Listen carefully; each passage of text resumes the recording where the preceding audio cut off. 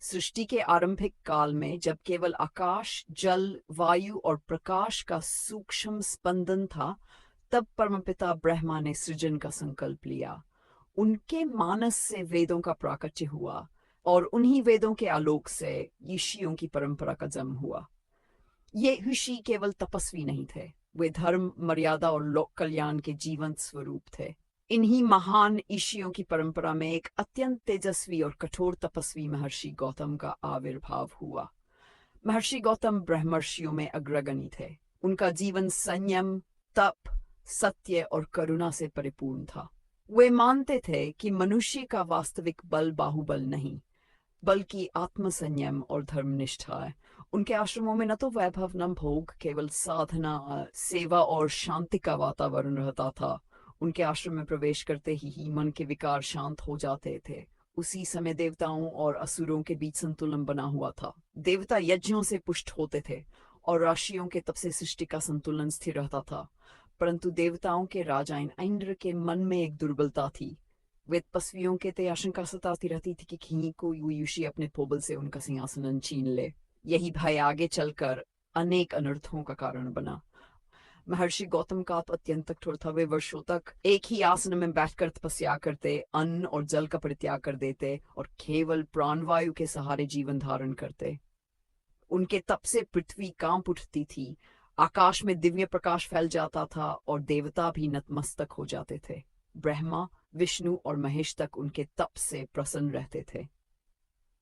इसी काल में ब्रह्मा ने पृथ्वी पर नारी शक्ति के संतुलन हेतु एक अद्वितीय कन्या की रचना की। ये कन्या किसी माता के गर्भ से उत्पन्न नहीं हुई थी, बल्कि ब्रह्मा के योग बल से पृथ्वी के तत्वों से प्रकट हुई थी। उसका नाम रखा गया अहिल्या। अहिल्या का अर्थ था जो हल से उत्पन्न न हुई हो, अर्थात सामान्य जन्म से परे। अहिल्या सौंदर्य की प्रतिमूर्ति थी, किंतु उनका सौंदर्य केवल देह तक सीमित नहीं था।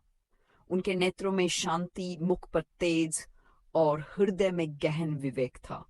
वे बाल्यकाल से ही तप, सेवा और ज्ञान की ओर आकृष्ट थीं। ब्रह्मा ने स्वयं उन्हें वेदों का ज्ञान दिया, धर्म का मर्म समझाया और नारी के कर्तव्य तथा मर्यादा का बोध कराया। जब अहिल्या युवावस्था में पहुंची, तब समस्त देवता, गंधर्व और ऋषि उन्हें देखकर मोहित हो उठे। अनेक देवताओं ने उन्हें पत्नी रूप में प्राप्त करने की इच्छा प्रकट की। इंद्र, वरुण, सोम जैसे देवताओं के मन में भी कामना जागृत हुई। परंतु ब्रह्मा जानते थे कि अहिल्या केवल सौंदर्य का नहीं, बल्कि तप और धर्म का भी प्रतीक है। उन्हें किसी ऐसे पति की आवश्यकता थी जो उनके तप और चरित्र के योग्य हो। इसी विचार से ब्रह्मा ने एक स्वयंवर का आयोजन किया, पर यह स्वयंवर धनुष तोड़ने या युद्ध का नहीं था। इसमें वही पुरुष सफल हो सकता था जो पूर्ण ब्रह्मचारी, संयम और तप का पालन करता हो। यह स्वयंवर वास्तव में अहंकार की परीक्षा थी। अनेक देवता आए, किंतु उनका चित्त स्थिर न था। उनके मन में कामना, अधिकार और गर्व था। वे इस परीक्षा में असफल रहे। अंत में महर्षि गौतम आए। वे न तो स्वयंवर जीतने की आकांक्षा से आए थे, न ही अहिल्या को पाने की लालसा से। वे तो केवल ब्रह्मा की आज्ञा का पालन करने आए थे। जब गौतम ने ध्यानस्थ होकर स्वयंवर की शर्त पूर्ण की, तब समस्त सभागृह में दिव्य प्रकाश फैल गया। ब्रह्मा अत्यंत प्रसन्न हुए और उन्होंने अहिल्या का हाथ महर्षि गौतम के हाथ में सौंप दिया। अहिल्या ने भी बिना किसी मोह या संकोच के गौतम को अपने पति रूप में स्वीकार किया, क्योंकि वे जानती थीं कि यही उनका धर्म पथ है। इस प्रकार तप और विवेक के मिलन से एक आदर्श दाम्पत्य का जन्म हुआ। देवताओं ने पुष्प वर्षा की, पृथ्वी आनंदित हुई और आकाश में मंगल ध्वनि गूंज उठी। किंतु इसी क्षण से इंद्र के हृदय में ईर्ष्या की अग्नि प्रज्वलित हो चुकी थी, जो आगे चलकर एक महान त्रासदी का कारण बनने वाली थी। अध्याय 2, महर्षि गौतम का आश्रम और अहिल्या का पतिव्रत जीवन। महर्षि गौतम और अहिल्या का दाम्पत्य केवल पति पत्नी का संबंध नहीं था, वह धर्म और तप की संयुक्त साधना थी। विवाह के पश्चात दोनों ने वैभवपूर्ण जीवन को त्याग कर वन में आश्रम स्थापित किया। वह आश्रम किसी नगर के निकट नहीं था, बल्कि घने वन, शांत नदियों और तपोभूमि के मध्य स्थित था। वहां प्रकृति स्वयं साधना में लीन प्रतीत होती थी। वृक्ष मौन रहते, पवन मंद गति से बहता और पक्षियों का कलरव भी किसी मंत्रोच्चार जैसा लगता। महर्षि गौतम का आश्रम नियम, संयम और सेवा का केंद्र था। प्रातःकाल ब्रह्म मुहूर्त में सभी शिष्य जाग जाते, वे स्नान कर वेद पाठ करते, यज्ञ की तैयारी करते और फिर गुरुदेव के चरणों में उपस्थित होते। गौतम ऋषि कठोर अनुशासन के लिए प्रसिद्ध थे, किंतु उनके हृदय में करुणा अथाह थी। वे शिष्य को दंड देने से अधिक आत्मचिंतन कराते थे। अहिल्या आश्रम की आत्मा थी। वे केवल गृहकार्य तक सीमित नहीं थी, बल्कि तप, ज्ञान और सेवा में पूर्णतः सहभागी थी। वे प्रातःकाल गौतम के साथ ही उठती, यज्ञ के लिए सामग्री एकत्र करती, अतिथियों का सत्कार करती और शिष्यों की माता समान देखभाल करती। उनके व्यवहार में कभी कठोरता नहीं, केवल शांति और मर्यादा रहती थी। अहिल्या का पतिव्रत धर्म अद्वितीय था। उनके लिए गौतम ही संपूर्ण जगत थे। वे मन, वचन और कर्म से पति के प्रति समर्पित थीं, किंतु समर्पण अंधा नहीं था। वे विवेकशील थीं, धर्म का गहन ज्ञान रखती थीं और किसी भी निर्णय में सत्य को प्रधानता देती थीं। उनका पतिव्रत भय या बंधन से नहीं, बल्कि श्रद्धा और आत्मिक संबंध से उत्पन्न था। आश्रम में अनेक ऋषि, मुनि और ब्रह्मचारी निवास करते थे। दूर दूर से लोग गौतम ऋषि के दर्शन और उपदेश सुनने आते। कोई रोगी होता, कोई दुखी, कोई पापबोध से ग्रस्त। गौतम ऋषि सभी को एक ही दृष्टि से देखते। वे कहते कि पाप मन में जन्म लेता है और मुक्ति भी वहीं से होती है। उनका उपदेश सरल था, पर उसका प्रभाव गहरा होता था। अहिल्या विशेष रूप से स्त्रियों और कन्याओं को धर्म का उपदेश देती थीं। वे उन्हें समझाती थी कि नारी केवल भोग की वस्तु नहीं, वह सृष्टि का आधार है। उसका संयम और विवेक ही समाज को स्थिर रखता है। उन में अनुभव की गहराई, करुणा की मधुरता होती थी। इस आदर्श जीवन से देवताओं में भी चर्चा होने लगी। देवलोक में कहा जाने लगा कि पृथ्वी पर गौतम और अहिल्या जैसा तपस्वी दंपति दुर्लभ है। यह प्रशंसा इंद्र के कानों तक भी पहुंची। पहले से ही गौतम के तप से असंतुष्ट थे। अब अहिल्या के सौंदर्य और चरित्र की प्रशंसा सुनकर उनके भीतर कामना और ईर्ष्या दोनों जाग उठी। इंद्र के मन में यह विचार आने लगा कि जो सौंदर्य और थे वह देवलोक से श्रेष्ठ कैसे हो सकता है। उनका अहंकार उन्हें चैन नहीं लेने देता था। वे बार बार गौतम के आश्रम की दृष्टि डालते।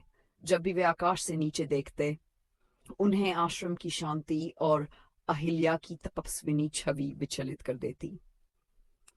इंद्र ने कई बार स्वयं को समझाने का प्रयास किया, पर उनका चित्त अस्थिर था। वे देवताओं के राजा थे, फिर भी अपनी इंद्रियों पर नियंत्रण नहीं रख पा रहे थे। उन्हें लगता था कि अहिल्या को पाकर वे स्वयं को श्रेष्ठ सिद्ध कर देंगे। यही विचार धीरे धीरे पाप में परिवर्तित होने लगा। एक दिन इंद्र ने निश्चय किया कि वे गौतम के तप को भंग करेंगे। उन्हें लगा कि यदि गौतम तप से विचलित होंगे तो उनका तेज क्षीण होगा और देवताओं पर उनका प्रभाव समाप्त हो जाएगा। ये निश्चय ही विनाश का कारण बनने वाला था। इधर आश्रम में जीवन पूर्ववत शांत था। अहिल्या को आंतरिक रूप से किसी अनिष्ट की अनुभूति होने लगी थी। वे ध्यान में बैठती तो उनके मन में हल्की सी अशांति उठती, परंतु वे इसे अपनी परीक्षा मानकर और अधिक संयम का अभ्यास करती। उन्होंने कभी अपने मन की ये शंका गौतम से प्रकट नहीं की। महर्षि गौतम भी तप में और अधिक लीन हो गए थे। उन्हें आभास हो चुका था कि कोई दुष्ट शक्ति उनके तप से विचलित होने का प्रयास कर रही है, परंतु वे जानते थे कि धर्म की रक्षा अंततः सत्य ही करेगा। इसी वातावरण में वह दिन निकट आ रहा था जब इंद्र अपनी कुटिल योजना को कार्य रूप देने वाले थे और जिससे अहिल्या के जीवन की दिशा बदलने वाली थी। अध्याय 3 इंद्र की कुटिल योजना और छल का आरंभ। देवलोक में बैठा इंद्र भीतर ही भीतर अशांत था। उसके सिंहासन के चारों ओर गंधर्वों का संगीत गूंज रहा था, किंतु उसका मन किसी भी भोग में स्थिर नहीं हो पा रहा था। उसकी दृष्टि बार बार पृथ्वी की ओर जाती, जहां गौतम का आश्रम तप और शांति का केंद्र बना हुआ था। विशेषकर अहिल्या की छवि उसके मन में बार बार उभर आती। वह जानता था कि अहिल्या साधारण नारी नहीं है, उन्हें छलना असंभव के समान है। फिर भी अहंकार और कामना ने उसकी बुद्धि पर पर्दा डाल दिया था। इंद्र ने सोचा कि सीधी शक्ति से वह गौतम का सामना नहीं कर सकता। गौतम का तप इतना प्रबल था कि यदि उन्होंने क्रोध कर लिया तो देवलोक भी भस्म हो सकता था।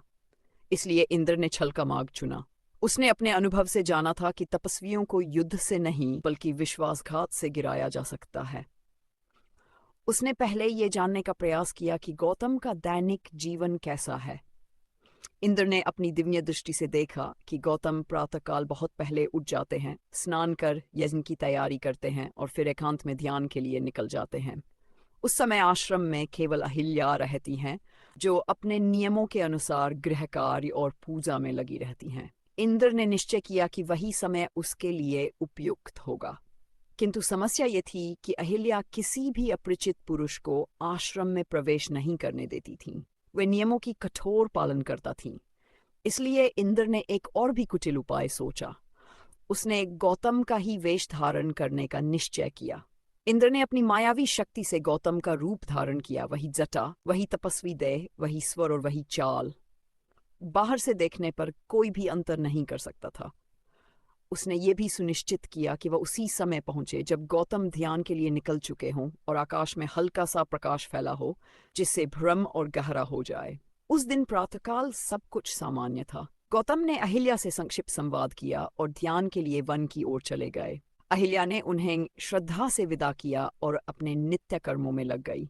उनका मन शांत था, किंतु भीतर कहीं एक हल्का सा संशय अब भी जाग रहा था, जिसे वे बार बार दबाने का प्रयास कर रही थीं। कुछ समय पश्चात आश्रम के द्वार पर किसी के आने की आहट हुई। अहिल्या ने सोचा कि शायद गौतम ही किसी कारणवश लौट आए हों। जब उन्होंने देखा तो सामने वही रूप था, वही स्वर, वही परिचित आभा। उनका मन क्षण भर के लिए ठिठका। उन्हें लगा कि गौतम इतनी शीघ्र क्यों लौट आए, परंतु उन्होंने इस विचार को तुरंत त्याग दिया, क्योंकि पति पर संदेह करना उनके धर्म के विरुद्ध था। इंद्र ने गौतम के स्वर में बात की और कहा कि ध्यान में किसी अशुभ संकेत के कारण वह लौट आए हैं। उसके शब्दों में बनावटी गंभीरता थी, परंतु अहिल्या उस क्षण इसे पहचान नहीं सकी। उन्होंने पति समझकर उसे आदरपूर्वक आश्रम में प्रवेश दिया। परंतु जैसे ही वह भीतर आया, अहिल्या के मन में एक तीव्र असहजता उत्पन्न हुई। उन्हें ऐसा लगा जैसे ये वही नहीं है जिसे वे वर्षों से जानती थीं। उसके व्यवहार में सूक्ष्म सा विचलन था। उसकी दृष्टि में वह पवित्रता नहीं थी जो गौतम की आंखों भूते सदा रहती थी। जाग उठा। उन्होंने मन ही मन सोचा कि यदि यह वास्तव में गौतम है तो उन्हें उनके प्रश्नों का उत्तर सहज रूप से देना चाहिए। अहिल्या ने कुछ ऐसे प्रश्न किए जिनका उत्तर केवल वास्तविक गौतम ही जान सकते थे। इंद्र ने चतुराई से कुछ उत्तर दिए, किंतु कुछ स्थानों पर वह चूक गया। अहिल्या का संशय और गहरा हो गया। अहिल्या अब पूरी तरह सजग हो चुकी थी। वे समझ गई थी कि यह कोई छल है, किंतु उनके सामने धर्म का संकट था। यदि वे सीधे विरोध करती तो आश्रम की मर्यादा भंग होती। यदि वे चुप रहती तो कोई बड़ा अनर्थ हो सकता था। इस द्वंद्व में उन्होंने एक क्षण के लिए मौन को चुना, ताकि सत्य स्वयं प्रकट हो सके। इंद्र ने अहिल्या की इस चुप्पी को अपनी सफलता समझ लिया। उसके भीतर का अहंकार और अधिक बढ़ गया। वह ये भूल गया कि तपस्विनी नारी का मौन भी परीक्षा होता है। उसी क्षण आकाश में एक अदृश्य संकेत हुआ। गौतम का ध्यान भंग हुआ। उनके हृदय में तीव्र वेदना उठी, जैसे किसी ने उनके जीवन की पवित्रता को छू लिया हो। गौतम ने अपनी दिव्य दृष्टि से देखा कि आश्रम में क्या हो रहा है। सत्य उनके सामने स्पष्ट था। उनका हृदय क्षण भर के लिए द्रवित हुआ, फिर कठोर हो गया। वे जानते थे कि ये केवल व्यक्तिगत अपमान नहीं, बल्कि धर्म पर आघात है।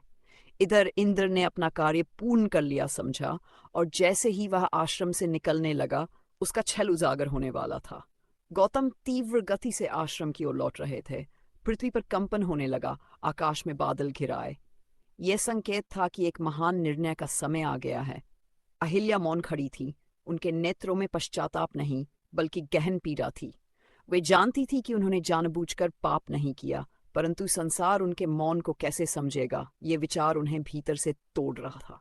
अब वह क्षण समीप था जब गौतम का क्रोध प्रकट होगा, इंद्र का छल उजागर होगा और अहिल्या के जीवन की सबसे कठिन परीक्षा आरंभ होगी। और महर्षि गौतम का आगमन और सत्य का उद्घाटन। आश्रम की ओर लौटते हुए महर्षि गौतम का चित्त असामान्य रूप से उद्विग्न था। वर्षों की तपस्या में उनका मन कभी भी ऐसा विचलित नहीं हुआ था। जैसे से वे समीप आते गए, प्रकृति के संकेत तीव्र होते गए। पवन का वेग बढ़ गया, वृक्षों की पत्तियां बिना कारण कांपने लगीं और आकाश में हल्का अंधकार छा गया। ये केवल बाह्य परिवर्तन नहीं था, ये धर्म के संतुलन में आई हलचल का संकेत था। गौतम जैसे ही आश्रम के द्वार पर पहुंचे, उन्होंने देखा कि उनके ही समान रूप वाला कोई पुरुष आश्रम से बाहर निकल रहा है। एक क्षण के लिए सब कुछ स्पष्ट हो गया। उनकी दिव्य दृष्टि ने छल को उसी क्षण पहचान लिया। वह कोई और नहीं, स्वयं देवताओं का राजा इंद्र था, जिसने मायावी रूप धारण कर रखा था। इंद्र ने गौतम को सामने आते देख लिया। उसका मुख पीला पड़ गया। देवताओं का राजा होने पर भी वह क्षण भर के लिए भय से कांप उठा। उसने भागने का प्रयास किया, किंतु गौतम की दृष्टि ने ही उसे रोक लिया। वह भूमि पर जड़वत खड़ा रह गया। उसकी मायावी शक्ति क्षीण हो चुकी थी और उसका वास्तविक स्वरूप प्रकट होने लगा। गौतम का मुख शांत था, परंतु उस शांति में प्रलय की गंभीरता छिपी थी। उन्होंने इंद्र की ओर देखा और कहा कि यह कृत्य केवल व्यक्तिगत अपमान नहीं, बल्कि ईशी परंपरा, तप और नारी की मर्यादा का अपमान है। इंद्र के पास कोई उत्तर नहीं था। उसका अहंकार चूर चूर हो चुका था। इसी समय अहिल्या आश्रम से बाहर आईं। उनका मुख शांत था, पर नेत्रों में अथाह पीड़ा और लज्जा का भाव था। उन्होंने गौतम को देखकर मस्तक झुका लिया। उन्होंने कोई स्पष्टीकरण नहीं दिया, क्योंकि वे जानती थी कि शब्द उस स्थिति को और उलझा देंगे। उनका मौन ही उनकी व्यथा का साक्षी था। गौतम ने एक बार अहिल्या की ओर देखा। वह दृष्टि करुणा और कठोरता दोनों से भरी हुई थी। वे जानते थे कि अहिल्या ने जानबूझकर पाप नहीं किया हुआ, किंतु वे ये भी जानते थे कि संसार केवल बाह्य कर्म को देखता है, अंतर्मन की विवशता को नहीं। गौतम का क्रोध अब इंद्र की ओर केंद्रित हुआ। उन्होंने धर्म के नाम पर शाप दिया कि इंद्र के शरीर पर सहस्र चिन्ह प्रकट होंगे, जो उसके काम और अहंकार के प्रतीक बनेंगे। यह शाप केवल दंड नहीं था, बल्कि चेतावनी थी कि देवता भी धर्म से ऊपर नहीं है। इंद्र भूमि पर गिर पड़ा और क्षमा याचना करने लगा। उसने स्वीकार किया उसका कृत्य अक्षम्य है और वह अपने अपराध का प्रायश्चित करेगा। गौतम ने इंद्र को छोड़ दिया, किंतु उसका अपराध अमिट हो चुका था। देवलोक में उसका तेज क्षीण हो गया और वह लज्जा से भर उठा। वह वहां से चला गया, पर उसकी आत्मा पर शाप का भार बना रहा। अब गौतम का ध्यान अहिल्या की ओर गया। ये उनके जीवन का सबसे कठिन क्षण था। पति के रूप में उनका हृदय द्रवित था, पर ईशी के रूप में उन्हें धर्म का पालन करना था। उन्होंने कहा कि नारी की मर्यादा केवल उसके भाव से नहीं, बल्कि उसके आचरण से भी जानी जाती है। चाहे छल हुआ हो, पर आश्रम की पवित्रता भंग हुई है। अहिल्या ने तब पहली बार मुख उठाया। उनके नेत्रों में आंसू नहीं थे, केवल स्वीकार और धैर्य था। उन्होंने अपने मन की शुद्धता पर विश्वास रखते हुए स्वयं को गौतम के निर्णय के लिए समर्पित कर दिया। उनका यह समर्पण उनके तप का प्रमाण था। गौतम ने गहन विचार के बाद अहिल्या को शाप दिया कि वे एक निर्जीव शिला के समान हो जाएंगी। यह शाप दंड से अधिक तपस्या का मार्ग था। उन्होंने ये भी कहा कि जब मर्यादा पुरुषोत्तम राम अपने चरणों से उस शिला का स्पर्श करेंगे, तब अहिल्या पुनः अपने स्वरूप में लौट आएंगी। यह शाप में भी करुणा का बीज था। जैसे ही शाप उच्चारित हुआ, अहिल्या का शरीर स्थिर हो गया। उनका चेतन स्वरूप भीतर ही भीतर जागृत रहा, पर बाह्य रूप से वे शिला बन गईं। आश्रम में गहन सन्नाटा छा गया। गौतम का हृदय भारी हो गया, पर उन्होंने अपने भावों को भीतर ही समेट लिया। वे जानते थे कि यह मार्ग ही अंतत धर्म की पुनर्स्थापना करेगा। गौतम ने आश्रम त्याग दिया। वह स्थान जो कभी तप और प्रेम का केंद्र था, अब प्रतीक्षा का स्थल बन गया। अहिल्या शिला रूप में वहीं स्थित रहीं, काल की धारा को मौन साक्षी बनकर सहती रहीं। इस प्रकार यह अध्याय समाप्त हुआ, जिसमें छल का अंत हुआ, पर पीड़ा का आरंभ। आगे का मार्ग लंबा था और अहिल्या को अपने तप से उस शाप को सार्थक बनाना था। अध्याय 5 शिला बनी अहिल्या और मौन तप का प्रारंभ। गौतम के आश्रम से प्रस्थान करते ही जैसे उस भूमि से जीवन का प्रकाश क्षीण हो गया। जहां कभी यज्ञ की अग्नि प्रज्वलित रहती थी, वहां अब केवल राख की स्मृति शेष थी। वृक्षों की छाया वही थी, पर उनमें वह सजीव उल्लास नहीं रहा। पक्षी भी कम बोलने लगे थे। आश्रम का प्रत्येक कण उस महान निर्णय का मौन साक्षी बन गया था। अहिल्या अब शिला रूप में स्थित थीं। बाहर से वे निर्जीव प्रतीत होती थी, पर भीतर उनका चैतन्य जागृत था। उनका मन स्थिर था, किंतु पीड़ा गहरी थी। उन्हें अपने मन की शुद्धता पर पूर्ण विश्वास था। फिर भी वे जानती थीं कि धर्म की मर्यादा भावनाओं से ऊपर होती है। उन्होंने अपने भाग्य को स्वीकार कर लिया और इस अवस्था को भी तपस्या का ही एक रूप मान लिया। शिला रूप में अहिल्या का समय सामान्य समय नहीं था। उनके लिए प्रत्येक क्षण आत्मचिंतन और प्रायश्चित का अवसर था। वे अपने जीवन के प्रत्येक पल को स्मरण करतीं। गौतम के साथ बिताए शांत दिन, आश्रम की सेवा, शिष्यों का स्नेह और वह क्षण जब उनका मौन संसार के लिए दोष बन गया। इन स्मृतियों के बीच उन्होंने कभी शिकायत नहीं की, केवल स्वयं को और अधिक शुद्ध करने का संकल्प लिया। दिन बीतते गए, फिर महीने और वर्ष। ऋतुएं बदलती रहीं। ग्रीष्म की तपती धूप में शिला गर्म होती, वर्षा में जल से भीग जाती और शीत में ठंडी हो जाती। यह सब अहिल्या अनुभव करती थी, पर उन्होंने कभी विचलन नहीं होने दिया। वे हर पीड़ा को तप की अग्नि मानकर सहती रहीं। कुछ तपस्वी और वनवासी उस स्थान से गुजरते। वे उस शिला को साधारण पत्थर समझकर आगे बढ़ जाते। कुछ को आभास होता कि इस शिला में कुछ दिव्य है। वे उसे प्रणाम करते, पर कथा से अनभिजी रहते।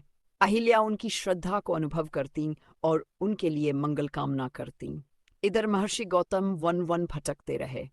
उनका मन शांति खोज रहा था, पर भीतर कहीं एक रिक्तता थी। उन्होंने स्वयं को और कठोर तप में झोंक दिया ताकि हृदय की वेदना को संयम से ढक सकें।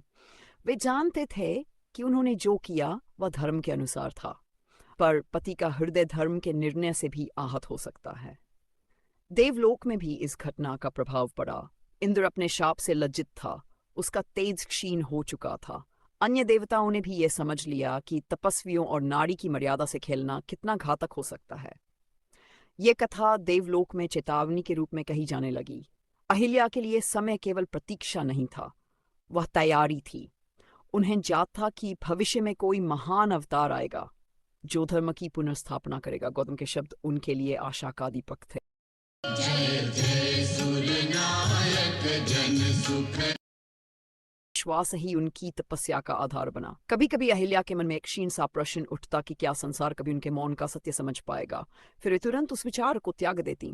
उनके लिए सत्य की स्वीकृति से अधिक तो पूर्ण आत्मशुद्धि थी। उन्होंने अपने अहंकार का पूर्ण त्याग कर दिया। काल चक्र आगे बढ़ता गया, युग बदलने लगे।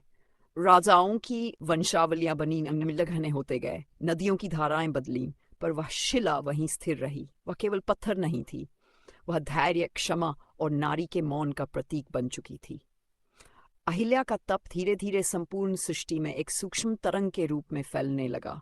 यह तरंग करुणा की थी, जो भविष्य में आने वाले महान क्षण की भूमिका रच रही थी। उनका मौन तप धर्म की रक्षा के लिए आवश्यक था, और उसका फल समय आने पर अवश्य प्रकट होने वाला था। इसी प्रतीक्षा और तप के बीच यह अध्याय समाप्त होता है।